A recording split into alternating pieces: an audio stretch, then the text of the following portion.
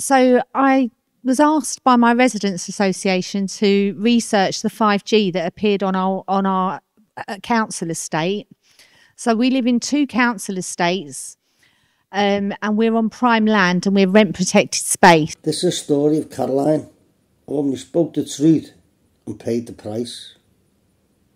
Caroline once worked as a dog trainer, but after studying law, she began investigating public health risks linked to the 5G network spreading rapidly across the UK. She discovered new masts appearing overnight around her, transmitters installed in street lights and microwave emitting equipment placed in residential areas, often without consultation or safety reviews. Beyond health risks, she uncovered growing concerns about the potential weaponisation of these systems, including phased array antennae capable of directional energy and surveillance functions. Caroline raised these concerns with the authorities, but was met with silence. So you've been very abusive to me.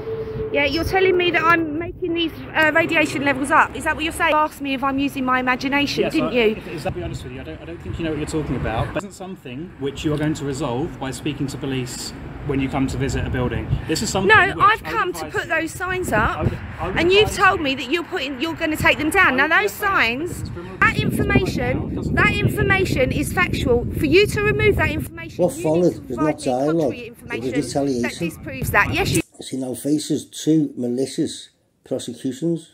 Authorities from councils to courts began a campaign to silence her. I'm a social worker and approved mental health professional from Hammersmith and Fulham. We're here to do a mental health act assessment. Okay, there's nothing wrong with my mental health. To see you last month, they think you need to come into hospital, so we need to ask a few questions. Can we have a chat with you? Is that alright? You've got a fraudulent warrant and you've just broken into my house. Promise, look, part 2. There you go. This is a fraudulent warrant. There's no signature on that warrant. It just says justice of the peace. First, malicious communication prosecution charges after they contacted the local council to raise concerns about 5G safety. Frustrated at being ignored, some of their language was strong, but the message was lawful and legitimate. The council's response was to falsely label her mentally unstable, triggering psychiatric referrals and criminal charges built on a fabricated reports and manipulated evidence. The second contempt of court charge, once again tied to her efforts to expose official misconduct. She has been repeatedly blocked from presenting evidence or defending herself properly.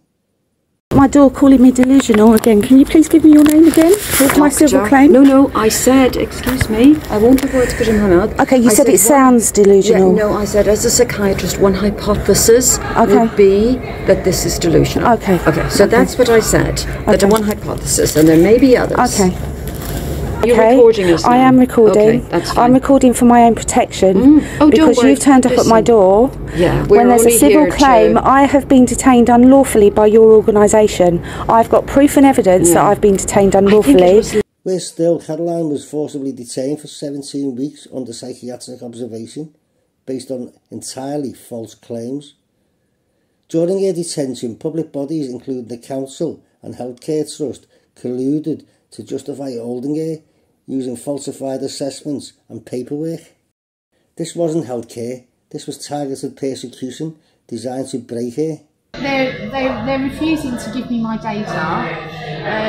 The ICO have reminded the council twice regarding my data. I've still not been given it. The courts, for the fraudulent warrant, the unsigned warrants for the mental health Act warrant, the courts don't have any information on that. They said that it's because it's sensitive, they don't hold the information. Well, that doesn't make any sense because they have to keep a record of what they're signing off on. But they didn't really sign off on anything. It was false paperwork and they've been caught with their trousers down, basically. The same council is now attempting to take her home through possession proceedings, using the courts to apply more pressure.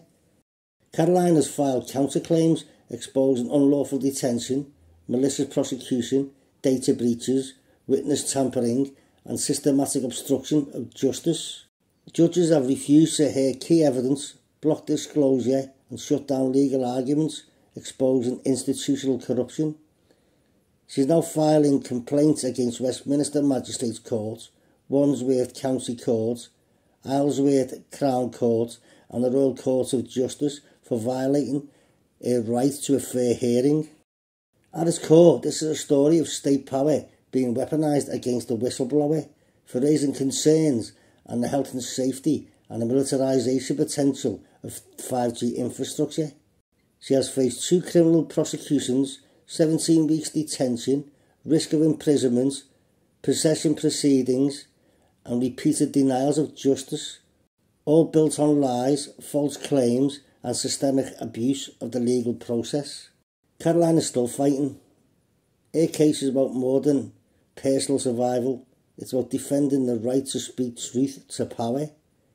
Because if this can happen to Caroline, it can happen to anyone. The